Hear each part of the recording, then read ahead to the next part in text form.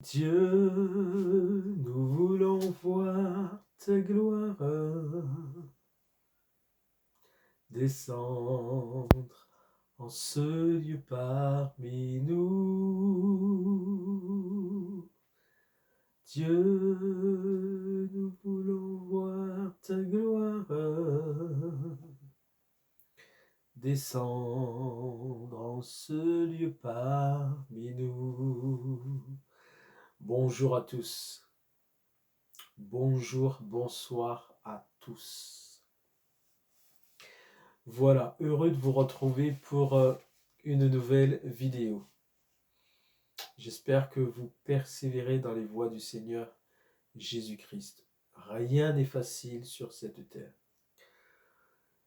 On a bien des fois des problèmes, des difficultés, des soucis. Et Dieu nous a dit que nous aurions des tribulations dans ce monde, mais nous devons prendre courage. Car il nous a aussi dit, le Seigneur Jésus-Christ, prenez courage. Vous aurez des tribulations dans le monde, mais prenez courage, car j'ai vaincu le monde. J'ai vaincu le monde. Nos adversaires sont déjà des adversaires vaincus. Tous nos adversaires sont des adversaires vaincus. Même la mort ne peut pas séparer celui qui est réellement en Christ et qui y demeure. Même la mort ne peut pas le séparer de Christ. Tous nos adversaires sont des adversaires vaincus par Jésus-Christ. C'est pour cela qu'il est dit, mais qui pourra nous séparer de l'amour de Dieu manifesté en Jésus-Christ? Serait-ce la tribulation, l'angoisse et tous les problèmes qu'on pourrait y mettre? Qui pourrait nous séparer de l'amour de Dieu, de l'amour de Jésus-Christ, de l'amour de Dieu manifesté en Jésus-Christ? Rien, parce que celui qui est en Christ, celui qui vraiment est en Christ et qui demeure en Christ, même si la mort l'emporte, même la mort ne peut pas le séparer de Christ. Donc, gardons dans nos cœurs les promesses du Seigneur Jésus-Christ et proclamons dans la vérité tout ce qui nous permet de triompher en Jésus-Christ. Lorsque nous sommes attaqués, lorsque nous sommes éprouvés, lorsque nous sommes découragés, déclarons ce qui va nous permettre de demeurer dans la victoire que Jésus-Christ a acquise pour nous à la croix et qu'il nous offre, car ce n'était pas pour lui-même, mais c'était pour nous qu'il a été obligé de faire tout cela. Lui, il est Dieu de toute éternité, qui n'a jamais péché, qui est saint, qui est pur, qui est juste, qui est excellent, mais c'est pour nous. C'est pour nous qu'il est venu sur la terre en tant qu'homme. C'est pour nous qu'il a donné volontairement sa vie à la croix. C'est pour nous que son sang a coulé de son corps. C'est pour nous qu'il a fallu qu'il puisse triompher de tous les ennemis et de la mort, qu'il est sorti victorieux le 3e jour du tombeau. Il est ressuscité, glorifié maintenant à la droite du Père. Oui, c'est pour nous qu'il a fait tout ça. Lui, personnellement, il n'en avait pas besoin, mais nous les hommes, nous en avions besoin. Alors maintenant qu'il a fait tout ça pour nous, maintenant vraiment qu'il a fait ce que nous ne pourrions pas faire, si nous restons en Jésus-Christ, si nous gardons ses commandements, comme Jésus dit, celui qui l'aime, c'est celui qui garde ses commandements. Et si quelqu'un dit qu'il aime Dieu mais qu'il ne garde pas les commandements de Dieu, c'est un menteur. Celui qui l'aime, c'est celui qui garde ses commandements.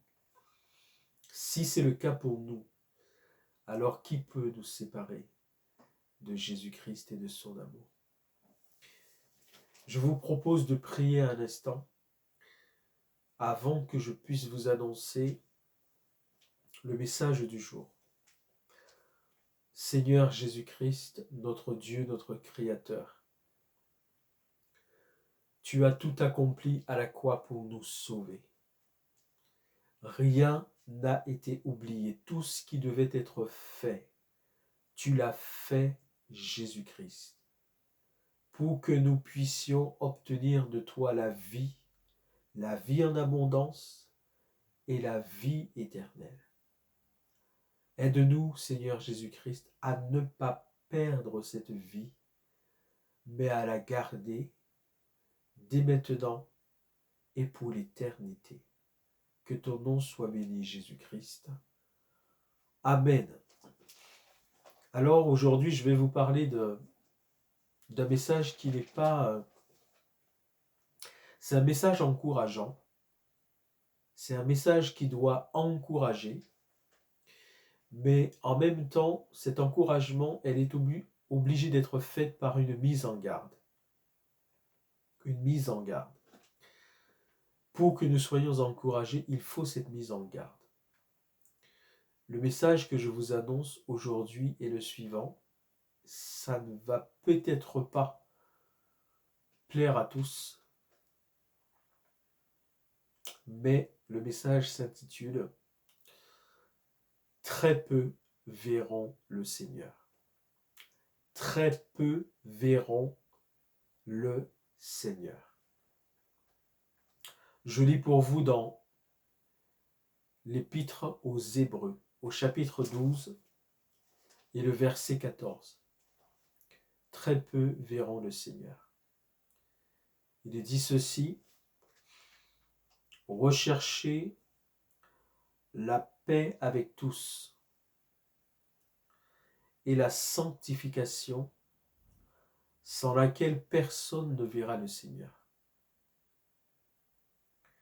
Veillez à ce que personne ne se prive de la grâce de Dieu, à ce qu'aucune racine d'amertume, poussant des rejetons, ne produise du trouble et que plusieurs n'en soient infectés, à ce qu'il n'y ait ni débauché, ni profane comme Ésaü qui pour un mets vendit son droit d'aînesse. Vous savez plus tard que voulant obtenir la bénédiction, il fut rejeté, quoiqu'il l'ait sollicité avec larmes, car il ne put amener son père à changer de sentiment. Et ce sur quoi je vais m'appuyer pour ce message, c'est lorsque j'ai lu au début du verset 14, il est demandé de rechercher la paix avec tous, mais en ce qui concerne la recherche de la paix, cela ne dépend pas toujours de nous. Cela dépend aussi de l'autre. Nous pouvons rechercher la paix. C'est ce que nous devons faire. Rechercher la paix avec tous. Mais on n'obligera pas l'autre partie à faire la paix. Donc, autant que cela dépende de nous, et un autre verset le dit, il y a un autre verset qui l'explique bien, autant que cela dépende de nous, il me semble que c'est 1 Pierre 1,15, autant que cela dépende de nous, nous devons rechercher la paix avec tous. Pas seulement avec certaines personnes, mais avec tous. Mais nous devons être conscients que tous ne voudront pas la paix. Même si nous recherchons la paix avec tous, certains ne voudront pas la paix. Alors, à ce moment, ça ne dépendra pas de nous. Mais nous aurons fait ce que Dieu nous demande de faire. Maintenant, la partie du verset qui concerne vraiment mon message, c'est la suite. Il est dit « et la sanctification sans laquelle personne ne verra le Seigneur. » La sanctification sans laquelle personne ne verra le Seigneur. C'est une réalité. Dans le monde dans lequel nous vivons, le mot chrétien, l'appellation chrétien, englobe toute personne qui se déclare en tant que telle. Il suffit que la personne dise « Moi, je suis d'obédience chrétienne, j'appartiens au mouvement chrétien, moi, je suis chrétien », qu'on puisse lui coller l'étiquette de chrétien, de chrétienté. Ça, c'est les hommes. Ça, ce sont les hommes qui, dans ce monde, voient les choses de cette manière et analysent les choses de cette manière. Il suffit que la personne dise « Moi, je suis d'obédience chrétienne », qu'on lui, donc, assimile une appartenance à la chrétienté. Mais seulement, parmi toutes les personnes qui se disent chrétiennes, il y a donc des personnes qui n'ont aucune relation avec Dieu, qui ne connaissent pas la parole de Dieu, qui ne se soumettent pas à la volonté de Dieu, qui ne s'intéressent même pas aux commandements, aux lois de Dieu pour savoir ce que Dieu veut, ce que Dieu ne veut pas. Il y a donc des pseudo-chrétiens, il y a des chrétiens de nom mais qui ne le sont pas d'identité. Il y a toutes sortes de personnes qu'on assimile au mouvement chrétien. Et c'est ce qu'il faut comprendre. Parmi l'immensité de l'effectif des personnes qu'on pourrait appeler chrétiennes, très peu verront le Seigneur Jésus-Christ. Très peu seront enlevés. Il n'y aura vraiment pas beaucoup de personnes qui seront enlevées. Lorsque je dis qu'il n'y aura pas beaucoup de personnes, c'est par rapport à l'effectif du monde entier, c'est-à-dire qu'on appelle chrétiens. Ceux qui seront enlevés, aussi nombreux seront-ils, mais par rapport à l'effectif du monde entier qui se dit chrétien, ils seront très peu. Donc c'est un peu paradoxal ce que je dis, mais il faut comprendre. Je dis que oui, il y aura beaucoup de personnes. Il y aura énormément de personnes. Mais par rapport à l'immensité de toutes les personnes qu'on appelle chrétiennes dans le monde, en fait, les personnes qui seront enlevées seront très peu. Très peu.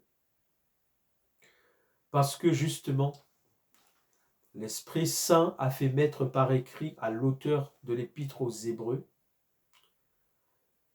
ce passage capital où il dit « sans la sanctification ». Sans la sanctification, nul ne verra le Seigneur. C'est-à-dire que la personne qui se fait appeler chrétienne, quelle que soit sa communauté, si elle ne vit pas dans la sanctification, c'est-à-dire une vie dans laquelle elle va se séparer de tout ce qui ne plaît pas à Dieu, qui ne glorifie pas à Dieu, de ce qui déshonore Dieu. Une personne qui vit dans le péché volontairement, une personne qui écoute ou qui regarde des insanités, une personne qui prend part à des commérages, à des mensonges, tout ce qui ne concerne pas la sainteté de Dieu, la vérité de Dieu, tout ce qui ne concerne pas pour la personne à représenter, à être la lumière du monde. Une personne donc qui ne se sanctifie pas en se séparant de tout ce que Dieu n'aime pas. Cette personne ne verra pas le Seigneur. Quelle que soit la communauté dans laquelle elle se rendait, quel que soit le nombre d'années durant lesquelles elle a dit Jésus-Christ ou Dieu ou quel que soit le nom qu'elle donnait, sans la sanctification, la personne qui ne se sanctifie pas ne verra pas le Seigneur. Sans la sanctification, personne ne verra le Seigneur. D'ailleurs, c'est pour ça qu'il est dit, c'est en 2 Timothée, en 2 Timothée chapitre 2, le verset 19. Je le lis pour vous. 2 Timothée 2, 19. Il est dit, « Le Seigneur connaît ceux qui lui appartiennent. » Le Seigneur Jésus-Christ connaît ceux qui lui appartiennent. Et quiconque prononce le nom du Seigneur, qu'il s'éloigne de l'iniquité. Quiconque prononce le nom du Seigneur, qu'il s'éloigne de l'iniquité. C'est-à-dire que la personne qui dit j'appartiens à Jésus-Christ ou je suis chrétienne, mais qui ne s'éloigne pas de l'iniquité, de l'impureté, de la débauche, du péché sur toutes ses formes, c'est-à-dire c'est la personne qui ne se sanctifie pas, qui ne se met pas à part pour Christ, en dehors de ce monde, cette personne ne verra pas le Seigneur. Elle ne verra pas le Seigneur Jésus. Et même si beaucoup de personnes seront enlevées, mais par rapport à l'immensité de celles qui se disaient chrétiennes sur la terre, ce sera très peu. Ce sera vraiment très peu. Très très peu. Le Seigneur connaît ceux qui lui appartiennent, et quiconque prononce le nom du Seigneur, qu'il s'éloigne de l'iniquité. Je lis dans Apocalypse chapitre 21, concernant la nouvelle Jérusalem. Donc là, il s'agit du salut éternel, le salut des âmes, lorsque Dieu permettra que les hommes pour lesquels Jésus-Christ a donné sa vie à la croix puissent maintenant entrer pleinement dans la gloire éternelle. À qui cela est-il réservé? À qui cela est-il réservé? Je lis pour vous Apocalypse chapitre 21. Ah mince, excusez-moi, je cherche dans ma Bible. Apocalypse chapitre 21. Il est dit concernant cette nouvelle Jérusalem. Verset 26, chapitre 21, verset 26. On y apportera la gloire et l'honneur des nations. Il n'entrera au sein de cette nouvelle Jérusalem, de cette ville magnifique, glorieuse, qui sera descendue du ciel sur la nouvelle terre. Il n'entrera chez elle, dans la nouvelle Jérusalem, rien de souillé. Il n'entrera chez elle rien de souillé, ni personne qui se livre à l'abomination et au mensonge. Il n'entrera rien de souillé, ni personne qui se livre à l'abomination et au mensonge. Il n'entrera que ceux qui sont écrits dans le livre de vie de l'agneau. Il n'entrera que ceux qui sont écrits dans le livre de vie de l'agneau. Et qui sont ceux qui sont écrits dans le livre de vie de l'agneau? Ce sont ceux qui se sanctifient. Se sanctifier ne signifie pas mettre un costard cravate. C'est pas ça, se sanctifier. Se sanctifier, ce n'est pas mettre un costard cravate. Ce n'est pas mettre pour les femmes un tailleur jupe. Se sanctifier, ce n'est pas avoir les plus beaux habits, les plus belles voitures, les plus belles maisons. C'est pas ça, se sanctifier. Se sanctifier avant tout, c'est au niveau de son âme. Dieu dit ailleurs que l'âme qui pêche, c'est celle qui mourra. L'âme qui pêche.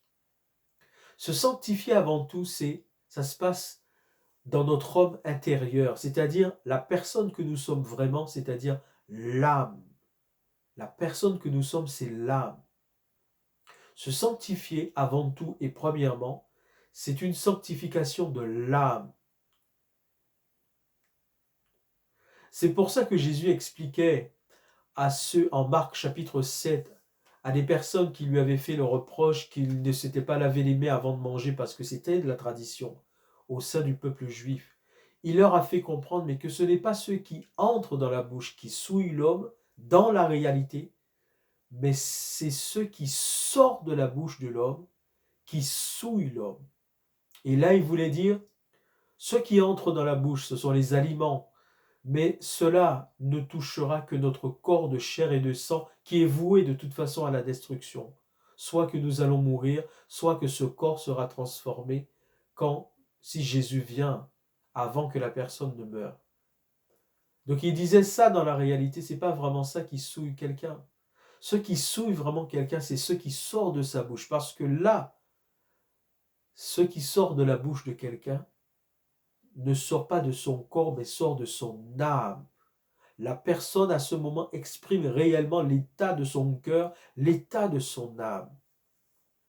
Et c'est pour ça qu'il fait comprendre que si ce qui sort de la bouche, donc qui sort vraiment de la personne que nous sommes, l'âme, c'est l'âme qui doit être sauvée. De la personne que nous sommes, si ce qui sort de la personne que nous sommes est souillé, alors là, oui, à ce moment, nous sommes vraiment souillés.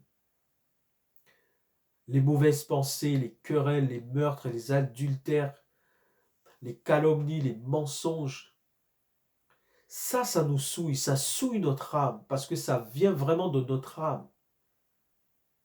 C'est pour ça qu'il faut faire attention au niveau de la sanctification. Vous avez beaucoup de messages qui parlent de la sanctification, mais on vous parle beaucoup des vêtements, des habits, des cheveux, des tresses, de ce genre de choses. C'est pas ça la sanctification. La sanctification de l'âme apportera obligatoirement une sanctification aussi extérieure. C'est-à-dire qu'un chrétien ne va pas s'habiller de manière indécente, par exemple. Un chrétien ne s'habillera pas de n'importe quelle manière, ne se comportera pas de n'importe quelle manière. Mais il faut d'abord qu'il y ait cette sanctification intérieure de l'âme pour que l'extérieur puisse refléter l'état de notre âme. Mais vous pouvez avoir des gens qui s'habillent très très bien, et il y en a d'ailleurs dans le monde entier, des gens qui s'habillent très bien, de beaux habits, des habits classe, aucune indécence, qui sont correctement habillés, mais pour autant, ces personnes-là ne sont pas sanctifiées au niveau de leur âme. Beaucoup ne sont pas du tout des chrétiennes, ne sont pas engagées avec Jésus-Christ, donc demeurent dans leur péché, et d'autres qui connaissent Jésus ne sont pas pour autant sanctifiés au niveau de leur âme. Donc ce n'est pas ça la sanctification qui consisterait avant tout à ne pas mettre, comme vous voyez dans beaucoup de messages, ne pas mettre de cheveux tressés, tout ça. Ça ne veut pas dire que ça n'a pas un impact. Attention, ça c'est un autre sujet. Ça c'est un autre sujet. Mais ce que je veux faire comprendre, que la sanctification, avant tout, c'est celle de l'âme. Et cette sanctification de l'âme, effectivement, elle va aussi s'extérioriser au niveau de l'apparence extérieure. Ça aussi c'est vrai. Alors, que tous ceux qui entendront ce message puissent être conscients que celle qui ne se sanctifie pas ne verra pas le Seigneur. C'est-à-dire celle qui ne se sépare pas de tout ce qui déshonore Dieu et qui y prend plaisir ou qui s'y habitue ou qui ne considère pas que ce soit important. La personne ne donne aucune importance à plein de choses et elle s'y adonne librement. Plein de choses qui ne glorifient pas Dieu, qui déshonorent Dieu, qui ne représentent pas Dieu. C'est un manque de sanctification. Et si vous ne vous sanctifiez pas, vous ne verrez pas le Seigneur. Donc, quand bien même il y aura beaucoup de personnes enlevées lors de l'enlèvement de l'Église, mais ce nombre de personnes, aussi important sera-t-il, sera pourtant très peu, représentera très peu par rapport à la multitude dans ce monde qui se définissent en tant que chrétiens. Il y aura très peu de personnes qui sera enlevées. Sans la sanctification, nul ne verra le Seigneur. Dans la présence de Dieu, une fois que nous quittons ce monde-là, cette vie, rien de souillé ne peut entrer dans le royaume et dans la présence de Dieu. Dans ce monde, Dieu nous fait grâce. C'est pour ça que malgré nos péchés, nos erreurs, nos égarements, nous pouvons aller dans la présence de Dieu par la prière. Nous pouvons, parce que nous sommes dans la grâce, où Dieu nous fait grâce et nous permet, malgré nos défauts et nos péchés, de venir dans sa présence. Mais si on n'a vraiment pas réglé le problème de ces péchés avant de partir, et qu'on part sans avoir réglé le problème du péché, on ne verra pas le Seigneur parce que rien de souillé n'entrera dans le royaume de Dieu. Rien de souillé ne peut entrer dans le royaume de Dieu. Méditons bien ce message parce que très peu seront enlevés. Par rapport à toute la multitude qui se dit chrétienne dans le monde, même si on verra que beaucoup de personnes seront enlevées, mais dans la réalité par rapport à la multitude, se définissant comme chrétienne, ça représentera très peu seront enlevés. Recherchons la sanctification, sans laquelle nul ne verra le Seigneur. Séparons-nous de tous ceux qui déshonorent Dieu. C'est ça, se sanctifier. Et c'est une sanctification de l'âme avant toute chose. Et cette sanctification de l'âme va aussi s'extérioriser sur notre apparence extérieure. Et en se sanctifiant intérieurement, les choses qui n'honorent pas Dieu, nous n'y serons pas non plus attachés au niveau de l'extérieur. Il y a une manière de faire du monde que nous n'y serons pas attachés. Que Dieu nous fasse comprendre ce message. Que Dieu nous bénisse tous ensemble. Au nom du Seigneur Jésus-Christ. Je vous dis à très bientôt.